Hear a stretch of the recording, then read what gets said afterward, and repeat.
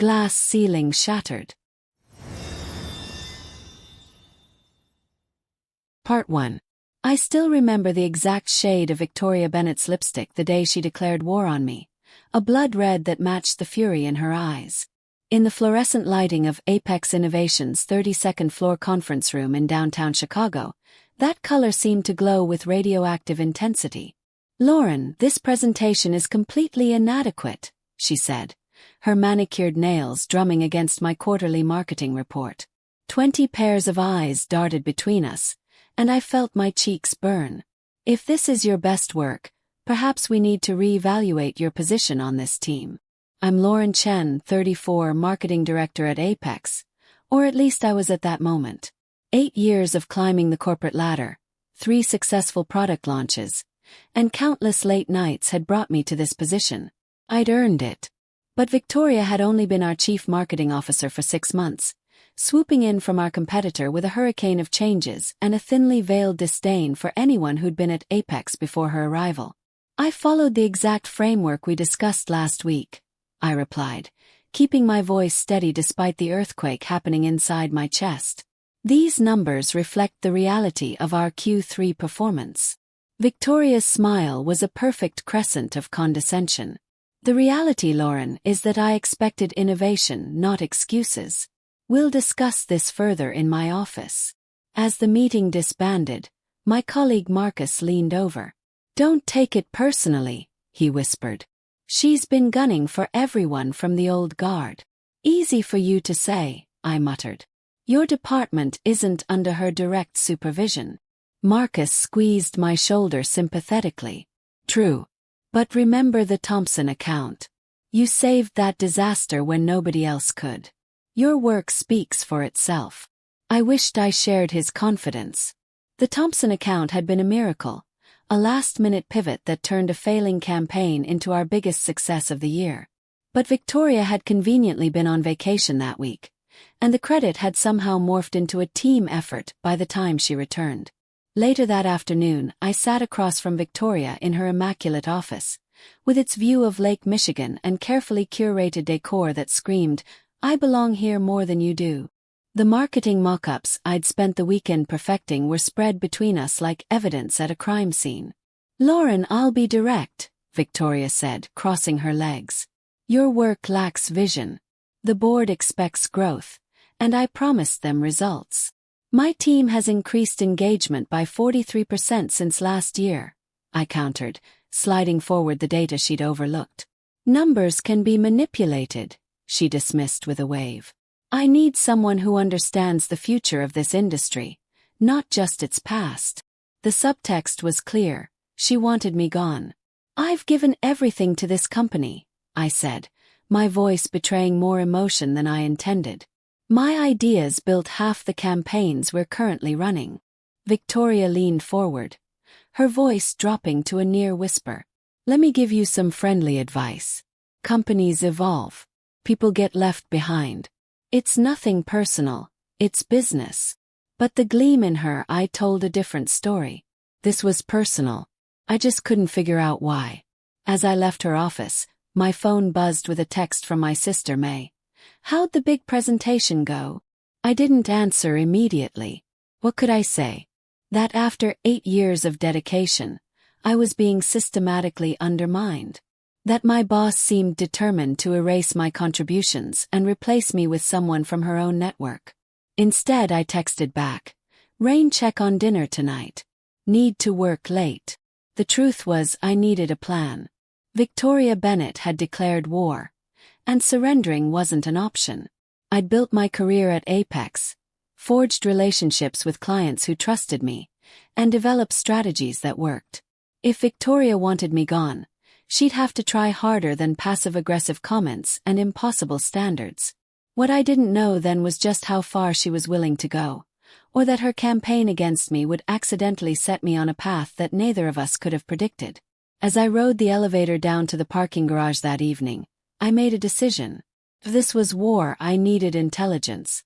It was time to understand exactly why Victoria Bennett had targeted me from day one, and what she was planning next.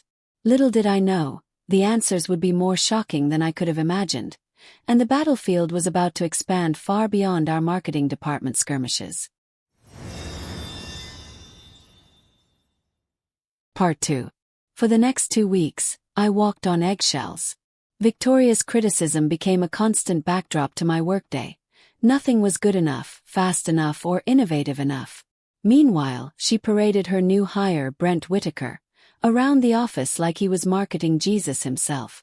With his Stanford MBA and stint at a trendy San Francisco agency, Brent was positioned as everything I apparently wasn't. Forward-thinking, disruptive, and most importantly Victoria's choice. "Lauren, you should see Brent's concept for the Meridian campaign," Victoria announced during our team meeting, her voice dripping with manufactured enthusiasm. "This is exactly the fresh perspective we need." Brent's concept, as it turned out, bore a suspicious resemblance to an idea I'd pitched 3 months earlier, one Victoria had dismissed as too ambitious for our current resources. The only differences were cosmetic changes and a fancy new name: the resonance approach. "Fascinating," I said, meeting Victoria's gaze directly. "It reminds me of the customer journey mapping strategy one suggested for Q2. A flicker of discomfort crossed Brent's face, but Victoria smoothly interjected: "Similar baseline, entirely different execution. That's why Brent will be taking point on Meridian going forward." Meridian was my biggest account. I'd personally wooed their CEO, Jerome Washington, after their previous agency dropped the ball. We'd built the relationship over countless coffee meetings and strategy sessions. Now Victoria was handing it to her golden boy. After the meeting, I retreated to the small conference room I'd unofficially claimed as my sanctuary when the walls of my cubicle felt too close. I was staring blankly at spreadsheets when Marcus appeared with 2 coffees. "You look like you could use this," he said, sliding the stronger one toward me. I added an extra shot. "For medicinal purposes." I accepted it gratefully. "She's giving Meridian to Brent." Marcus winced. "That's low even for her. Jerome Washington specifically requested you for that account, didn't he?" Apparently, the client's preference is now less important than Victoria's. I took a scalding sip of coffee, welcoming the burn. "But why? What did I ever do to her?"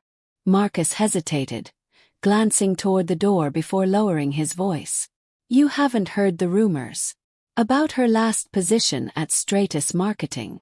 Only that she increased their digital presence by some ridiculous percentage." "Well, yes, that's the official story. But my college roommate works there now. He says Victoria took credit for an entire rebranding campaign that was mostly developed by her subordinate, a woman who conveniently got sidelined with a performance improvement plan right before the big reveal to the board. The parallel was unsettling." "You think she sees me as competition?" "I think," Marcus said carefully, "that Victoria builds her success on other people's ideas while making sure they're too discredited to claim ownership." The realization hit me like a physical blow. I wasn't being targeted because I was inadequate.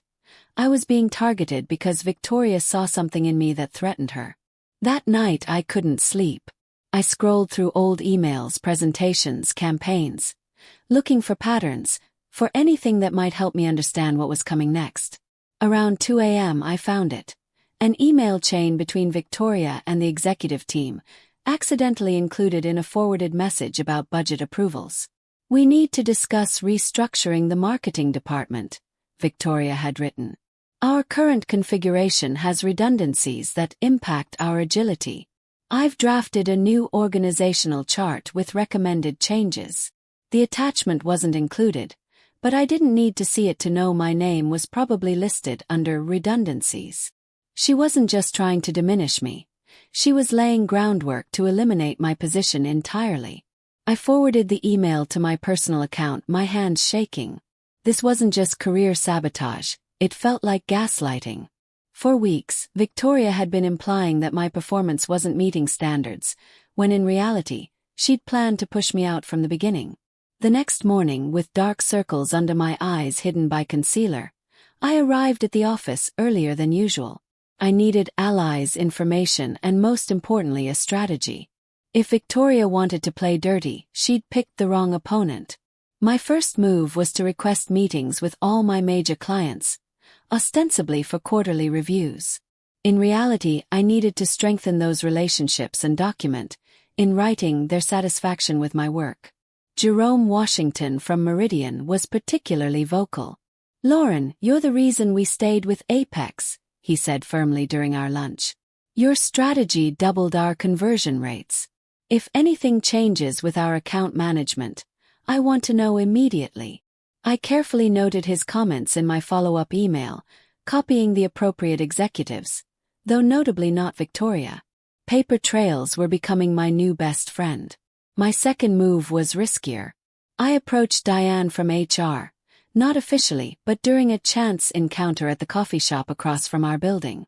"Completely hypothetically," I said, stirring my latte, "if someone were being systematically undermined by their superior, what documentation would they need if things escalated?" Diane, a 20-year veteran of corporate politics, didn't even blink. "Hypothetically, they'd need concrete examples of disparate treatment, documentation of positive performance prior to the new superior's arrival, and preferably, evidence that the treatment diverges from company policy or affects business relationships." I nodded, mentally checking off boxes. "And hypothetically, would previous success followed by sudden criticism without clear cause raise red flags?" "It might," Diane said carefully, "especially if there were patterns of similar behavior with other employees or at previous companies." Armed with this guidance, I began building my case meticulously.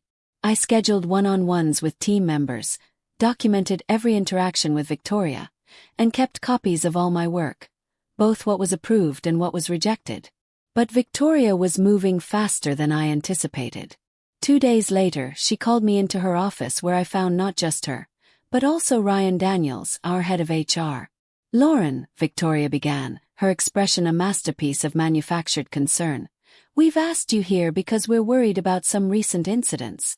Ryan slid a folder across the desk. Inside was a complaint about aggressive behavior and undermining management decisions in front of clients. The supposed evidence: a meeting with Meridian where I'd allegedly contradicted Victoria's strategy. "This is absurd," I said, my voice steady despite the panic rising in my chest. "I haven't even been in a client meeting with Victoria present in over 3 weeks." Victoria's smile didn't waver. "Jerome Washington specifically mentioned your reluctance to embrace the new direction for their campaign. He was quite concerned about the mixed messages from our team." This was a blatant lie. Jerome had practically sung my praises just days earlier. "I find that surprising," I replied carefully, considering my meeting with Jerome on Tuesday, where he expressed complete satisfaction with my management of their account. "I'll forward you the follow-up email documenting our discussion." A flash of uncertainty crossed Victoria's face. She hadn't expected receipts. Ryan cleared his throat awkwardly. "Perhaps there's been a miscommunication. Victoria, do you have direct correspondence from Mr. Washington about these concerns?" Victoria's composure slipped for just a moment. "He expressed them verbally. I didn't think it necessary to create a paper trail for what seemed like a straightforward management issue.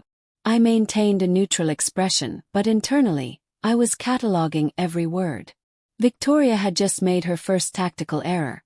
She'd created a fabricated scenario without backing evidence, assuming I would crumble under pressure. "I'm sure we can clear this up," I said with a calmness I didn't feel. "Why don't we schedule a call with Jerome together? I'm confident we're all working toward the same goal: Meridian's success." The meeting ended inconclusively, with Ryan suggesting we revisit the matter after gathering more information. As I left Victoria's office, I could feel her glare burning into my back. By challenging her narrative, I'd escalated our Cold War into open conflict. That evening, I received an unexpected message from an unfamiliar email address. The subject line read simply, Victoria Bennett. "You don't know me," the message began, "but I used to work with Victoria at Stratus. I heard through the grapevine that you might be experiencing her special brand of leadership. So we should talk. She's done this before, and there's strength in numbers." The sender had signed only as AK. Alicia Kemp, I later learned, Victoria's former creative director who'd been pushed into resignation under circumstances that now seemed eerily familiar. I stared at the message for a long time, my finger hovering over the reply button. This could be exactly the ammunition I needed. It could also be a trap, a way for Victoria to claim I was conspiring against her. In the end, I drafted a careful response. I'd be interested in hearing your perspective on effective leadership structures in marketing organizations. As I hit send, I realized the playing field had changed. Victoria wasn't just trying to edge me out. She was trying to destroy my professional reputation on her way to the top. And now I knew I wasn't her first target. What I couldn't have anticipated was how quickly things would unravel, or that Victoria's carefully constructed narrative was built on foundations far shakier than anyone realized. Her plan to eliminate me was about to collide with secrets she'd worked very hard to keep buried. Secrets that would soon land on the desk of someone far more powerful than either of us. Part 3. Meeting Alicia Kemp felt like encountering my future self, a cautionary tale of what Victoria Bennett could do to a career. We sat in a quiet corner of a small bakery in Lincoln Park, far enough from Apex's offices to avoid accidentally running into colleagues. "She's meticulous," Alicia explained, stirring her tea absently. At 45, she had the sharp eyes of someone who'd seen corporate politics from the trenches. "Victoria doesn't just want your job. She wants to erase any trace that you were valuable to the company." "But why?" asked. "There's room for multiple successful people in one department." Alicia's laugh was hollow. "Not in Victoria's world. She collects other people's innovations like trophies." At Stratus, she took my team's rebranding strategy, a year of work, and presented it as her own vision to the board. When I tried to speak up, suddenly there were concerns about my performance. The parallels were uncanny. "What happened?" "I quit before she could fire me," Alicia said, a flash of regret crossing her face. "I didn't have the evidence or the energy to fight. But I've kept track of her since then. You're not the only one she's targeted at Apex." She slid a folder across the table. Inside were printouts of LinkedIn profiles. 3 marketing professionals who'd left Apex within months of Victoria's arrival. All had glowing careers before Victoria, and all had departed suddenly for lateral or even downward moves. "The pattern is always the same," Alicia continued. "She identifies the strongest talent, someone whose work she can repurpose, then systematically undermines them. By the time they leave, their confidence is so shattered they don't even realize what happened." I felt a chill despite the warm cafe. "I'm building a case, documenting everything."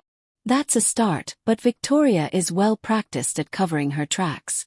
You need something irrefutable, a smoking gun." As if on cue, my phone buzzed with an email notification. The subject line made my heart skip. "Quarterly review. Lauren Chen, confidential." It was a draft Victoria had accidentally sent me instead of HR. Her formal recommendation for my termination, citing persistent underperformance and resistance to strategic direction. The document was dated 3 weeks ago, before any of her supposed concerns had even been raised. I showed the email to Alicia, whose eyes widened. "This is exactly what you need. She created a paper trail for your termination before giving you any chance to improve. That violates about 6 different HR protocols." For the first time in weeks, I felt a surge of hope. Victoria had made a mistake. A documented, time-stamped mistake. The next morning, armed with Alicia's insights and Victoria's damning email, I requested a meeting with both Ryan from HR and Sandra Miles, ARSA. Victoria's face when she received the calendar invitation, copying both executives, was a study in barely concealed panic. "Is there something we need to discuss before this meeting?" she asked, cornering me in the break room later that day. I met her gaze steadily. "I think it's better if we address everything with HR present, don't you? For transparency's sake." The meeting was scheduled for Thursday at 2 p.m. By Wednesday night, I had compiled a meticulous dossier. Victoria's contradictory feedback, the predated termination recommendation, testimonials from satisfied clients, and statements from Alicia and the other departed employees who'd agreed to go on record about Victoria's pattern of behavior. But Victoria had one move left to play. At 9 a.m. Thursday, 5 hours before our meeting, all hell broke loose. I arrived at work to find my email flooded with urgent messages. The Meridian campaign numbers had crashed overnight. Their website traffic had plummeted, ad performance had tanked, and worst of all, their customer database appeared to have been compromised, with the breach traced back to analytics tools our team had implemented. Victoria was waiting in the conference room with Brent at her side, and a grim expression that couldn't quite hide her satisfaction. "I've had to contact Jerome Washington personally to address this catastrophe," she announced to the hastily assembled team. "Naturally, he's furious.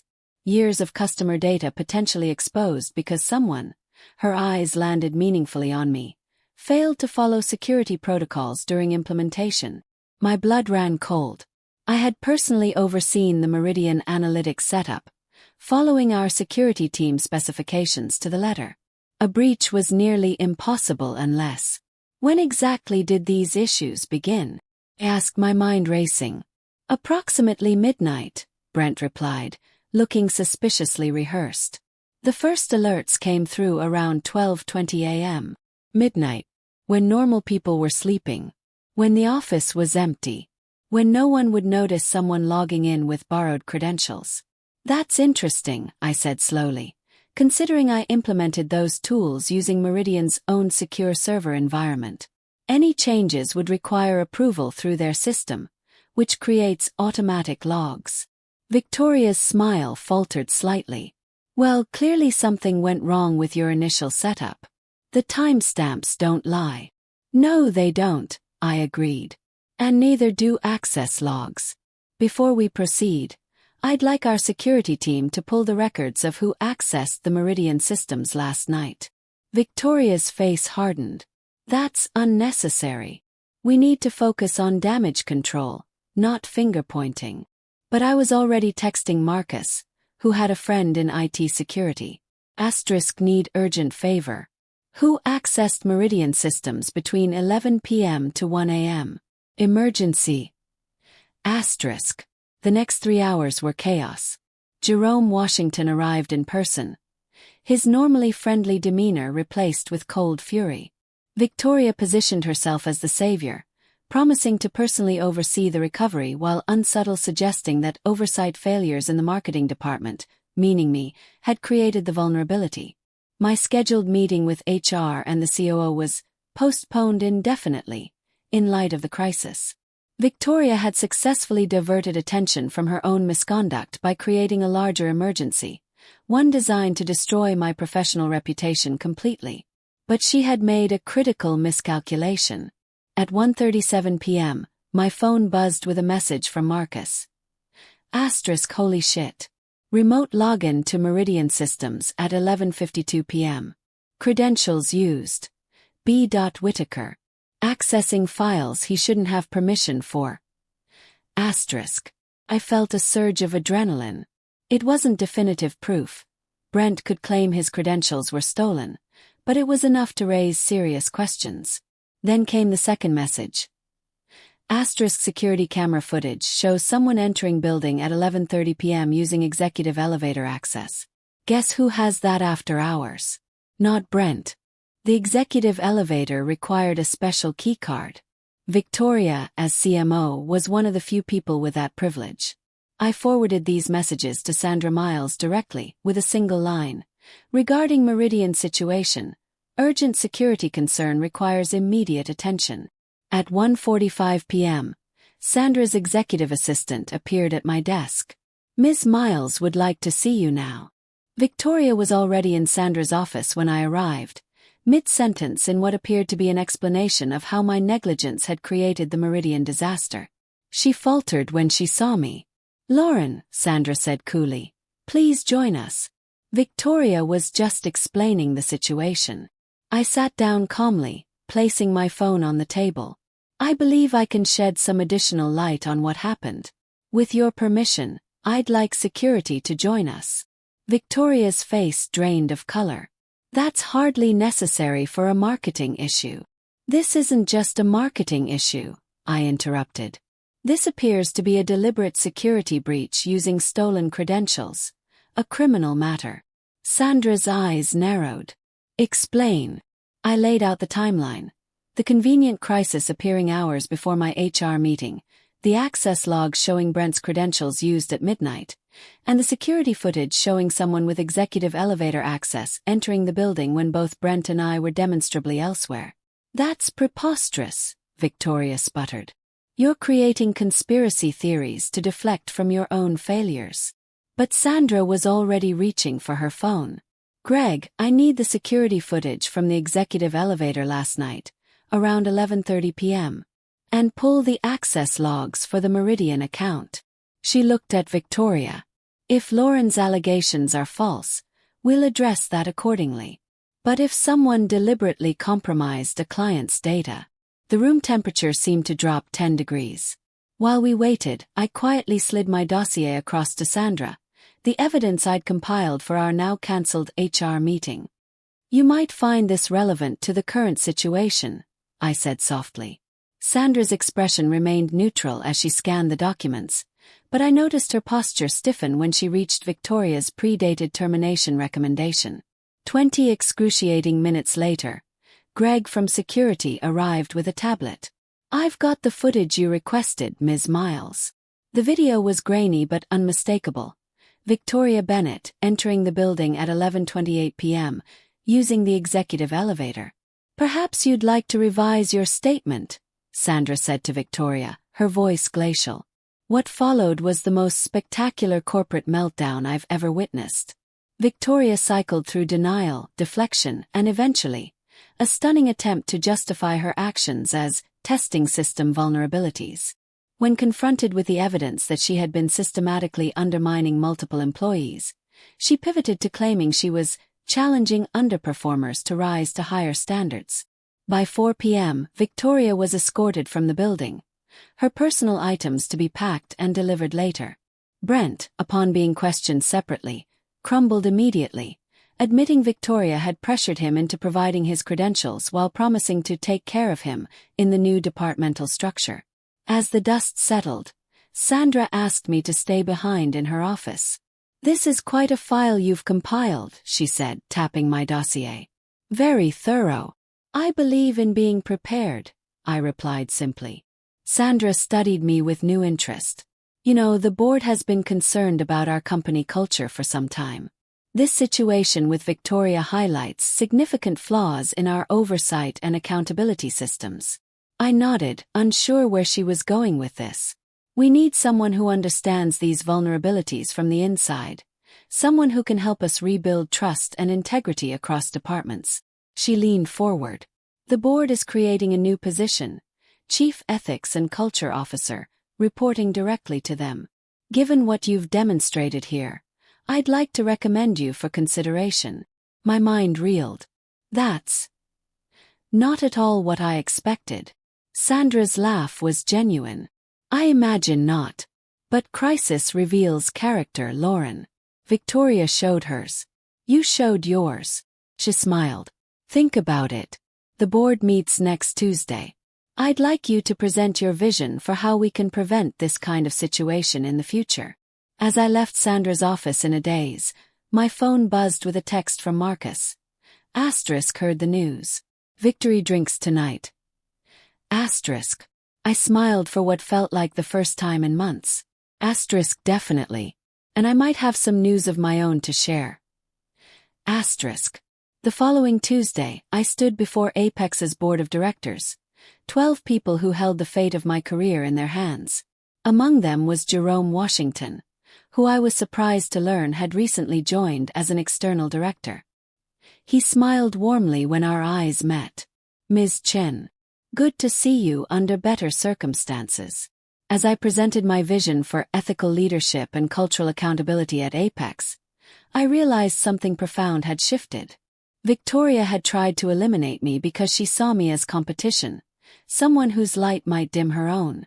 In doing so, she'd inadvertently pushed me onto a stage much larger than either of us had imagined. The vote was unanimous. At 34, I became the youngest person ever appointed to Apex's leadership team, with a mandate to transform how power and recognition function throughout the organization. My first official act. Calling Alicia Kemp and the others Victoria had pushed out, offering them the chance to return to roles that recognized their true value. Sometimes I think about that shade of red lipstick Victoria wore the day she declared war on me. I keep a similar color in my desk drawer now. Not to wear, but as a reminder that the most dangerous threats can become our greatest opportunities if we have the courage to stand our ground. Part 4. 6 months after what Apex employees now jokingly call the Bennett incident, I still sometimes catch myself expecting to see Victoria's face when I enter the executive floor. Old habits die hard, I suppose. That lingering tension in my shoulders, the reflexive mental preparation for combat. But today, as I swipe my badge and the elevator rises smoothly to the 44th floor where the board offices are located, I realize I'm smiling. The transformation at Apex has been remarkable, though not without challenges. As the newly appointed Chief Ethics and Culture Officer, my first weeks were a baptism by fire. The ripple effects of Victoria's leadership style had spread far beyond marketing, creating pockets of toxicity and fear throughout the organization. Some managers, having learned from her example, had adopted similar tactics.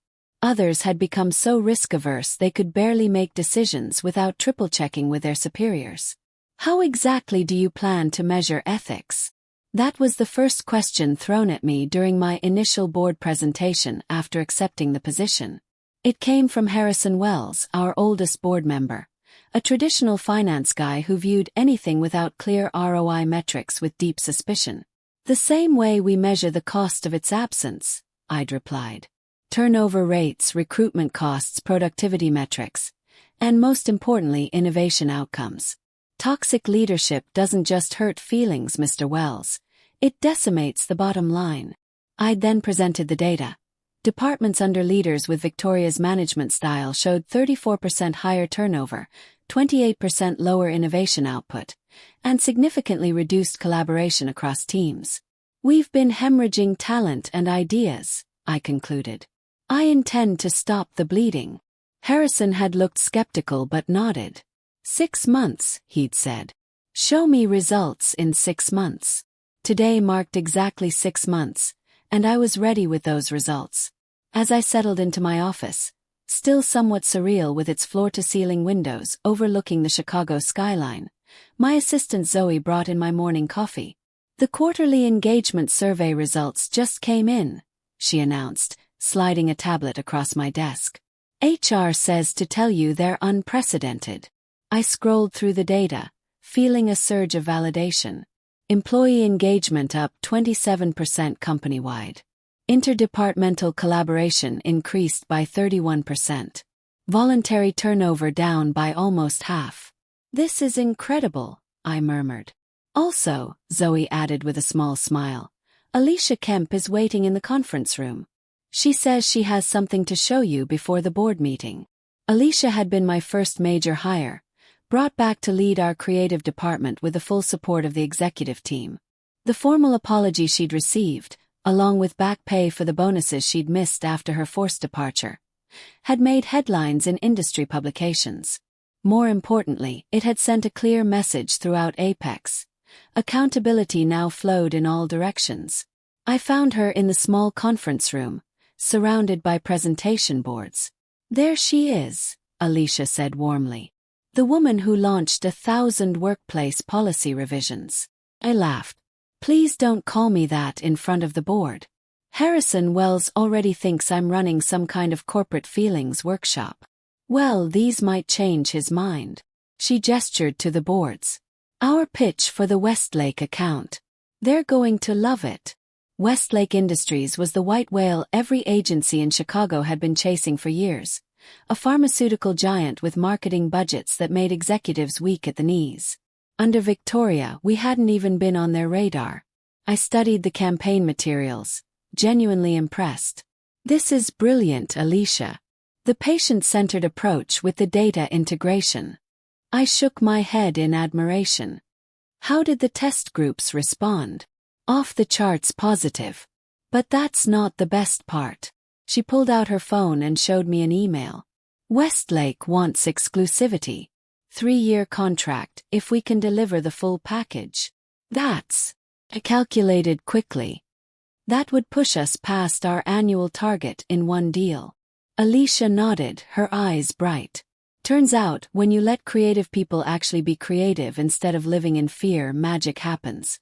Who knew? I thought about the marketing department under Victoria. The rigid hierarchies, the culture of credit stealing, the paralyzing fear of making mistakes. And now this. Collaboration, innovation, people doing their best work because they weren't expending all their energy on office politics.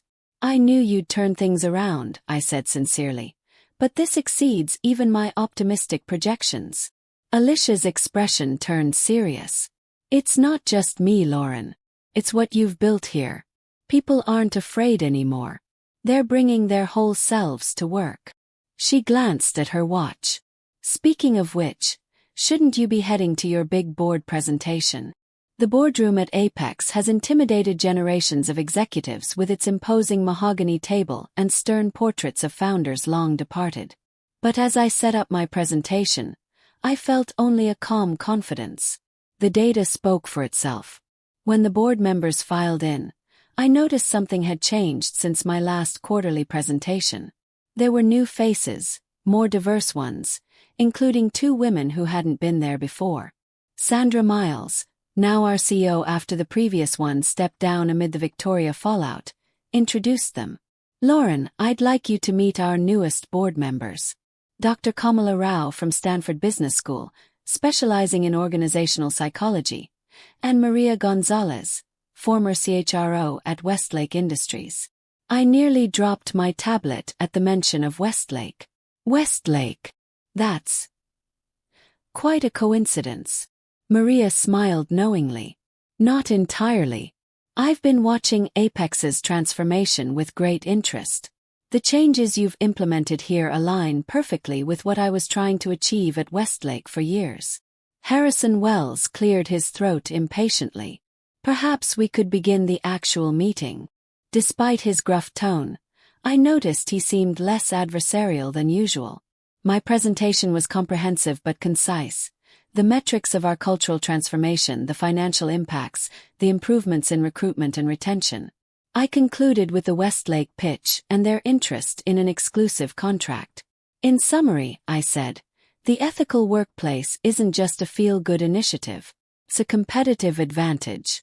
By creating an environment where people can do their best work without fear, we've unlocked potential that was previously suppressed. Harrison studied the numbers on his screen. His expression unreadable. Finally he looked up. Ms. Chen, when you first presented this ethics position, had serious doubts. I've been in business long enough to see countless corporate culture initiatives come and go, usually with a lot of expensive consultants and very little tangible impact. I braced myself for criticism. But, he continued, surprising me, I've never seen results like these in such a short time frame. The Westlake opportunity alone would justify your entire department's existence. Coming from Harrison, this was the equivalent of a standing ovation. Sandra took over, her expression pleased. The board has discussed expanding your role, Lauren. We'd like to formalize your position as a permanent executive leadership role with voting rights on all major company decisions. I blinked, processing what this meant. You're offering me a permanent seat on the board? Precisely, Sandra confirmed. Your perspective has proven invaluable. We believe it should be integrated into our governance structure moving forward. As the meeting concluded and congratulations flowed, I found myself standing by the window, momentarily overwhelmed. 6 months ago, I'd been fighting for my professional survival against Victoria's systematic campaign to destroy my career. Now I was being invited to help shape Apex's future at the highest level. My phone buzzed with a news alert. I opened it to find an industry publication article. Former Apex CMO Victoria Bennett struggling to find footing after dismissal. According to the piece, Victoria had been through 3 jobs in 6 months, unable to maintain positions once her references were thoroughly checked. Her reputation for sabotaging colleagues had finally caught up with her. I felt no satisfaction reading it, only a strange sense of closure. Victoria had operated from a mindset of scarcity, believing success was a zero-sum game where others had to lose for her to win. It had ultimately been her undoing. Later that evening, I found myself having dinner with May, my sister, who had supported me through the darkest days of Victoria's campaign. "To my big shot board member sister," she toasted, raising her glass. "I always knew you'd break through." I clinked my glass against hers. "Did you, though? Because I distinctly remember you offering to help me update my resume when things were looking grim." May grinned unrepentantly. "Backup plans are important. But seriously, I never doubted you'd find a way through. You've always been annoyingly resilient." "It wasn't just resilience," I said, reflecting. "It was evidence, documentation, building the right alliances." I took a sip of wine. "And honestly, a healthy dose of luck that Victoria overplayed her hand so spectacularly." "That wasn't luck," May countered. "That was inevitability. People like Victoria always self-destruct eventually. The tragedy is how many careers they damage before they do." I thought about Alicia, about the other employees Victoria had forced out, about the ideas that had never been developed because people were too afraid to speak up. "That's why the work matters," I said quietly. "It's not just about creating a nice place to work. It's about creating spaces where talent isn't wasted, where good ideas can flourish regardless of who suggests them." "So philosophical," May teased. "Next you'll be writing a management book. How getting framed for corporate sabotage launched my executive career." I laughed. "I think I'll pass on that particular title." But later, as I walked home through the cool Chicago evening, I considered that there really was a lesson worth sharing. Victoria had seen me as a threat because in her worldview, another woman's success diminished her own. She tried to eliminate the competition rather than recognize the multiplication effect of collaborative talent. Her sabotage had backfired in the most poetic way possible, launching me not just past the glass ceiling she tried to reinforce, but into a position where I could dismantle those barriers systematically for others. In my new office, I keep a small red lipstick tube in my desk drawer, not Victoria's shade but my own. Not as a trophy or a reminder of conflict, but as a symbol of the transformation that's possible when we reject the zero-sum mindset. Sometimes the best revenge isn't just success. It's creating systems where success is accessible to everyone willing to earn it honestly. Victoria had tried to write me out of Apex's story. Instead, she'd inadvertently given me the pen to rewrite the entire narrative. Every morning when I see that lipstick, I'm reminded that leadership isn't about the power you hold, but about what you do with that power. And I choose to use mine to build rather than break, to elevate rather than eliminate, to transform rather than terrify. That, I think, is the real victory, not just shattering the glass ceiling but making sure the falling shards don't cut the ones coming up behind you. The end.